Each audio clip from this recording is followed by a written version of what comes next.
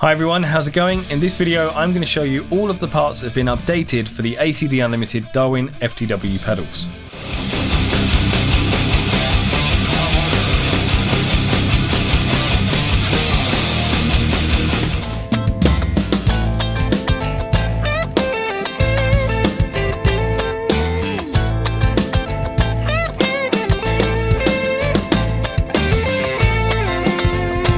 Now, I've said in other videos that Dennis from ACD is constantly looking for ways to update and improve his existing products, and I think that's really cool. But that does mean that if you bought a product some time ago, it might have been updated since you got yours. Now, that's not necessarily a bad thing though, because if you were using some other brand pedals and they massively overhauled the pedal, if you wanted that newer version, you'd have to dump your pedals and buy a whole new model. With ACD Unlimited's pedals, all you need to do, if you really want that upgrade, is to just buy the additional part because of the fact that the pedals are so modular. It's also nice to know that if you're looking at ordering a Darwin FTW bass drum pedal, that everything is as up to date and as improved as it possibly can be. So here I've got newly updated hoop clamps, ultimate drive shaft and logo plates.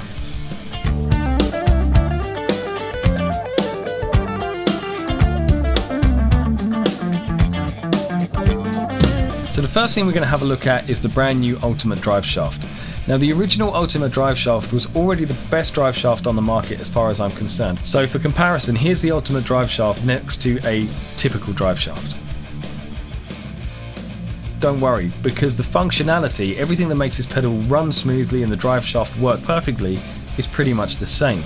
But what we have is a ton of added convenience now. If you're like me and you constantly have to pack away and set up your pedal again, getting that distance from pedal to pedal can be a real pain, because it doesn't matter how well you remember your settings, it never quite seems to just work when you set it up again. So one of the things that Dennis has added to the new ultimate drive shaft is these ridges, these lines that have now been machined out of this part. As well as that, we've got this spring-loaded ball on the underneath. That's really cool, because not only does the pedal now snap into position in one of those lines so you can get it exactly the same, but you can feel it is tactile. So as you're opening it, you can feel this click, which means even if you're setting up in a dark environment like on a stage or something like that, then you can still get it in exactly the right spot in low visibility.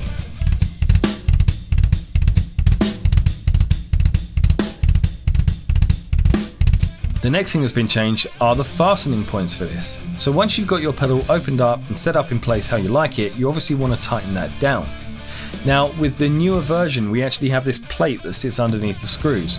What that does is increases the surface area, so we get more tension onto this part.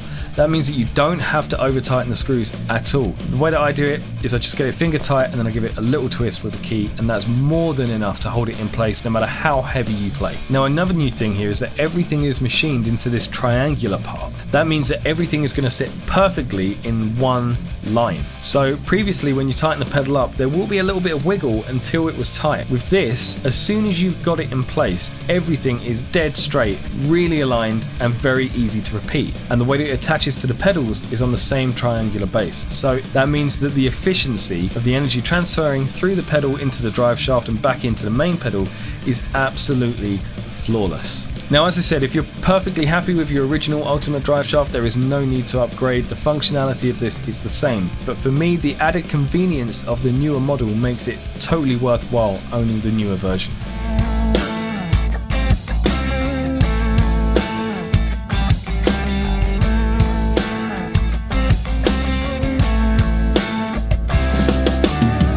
The next thing that I've updated on my pedals is the hoop clamp. The adjustable hoop clamp on the Darwin is a thing of beauty, and it means that setting up your pedal so that it perfectly hits the drum at 12 o'clock is easy. The previous hoop clamp worked really well, but the hoop was gripped by 2 pieces of rubber on the top and 2 pieces of rubber on the bottom.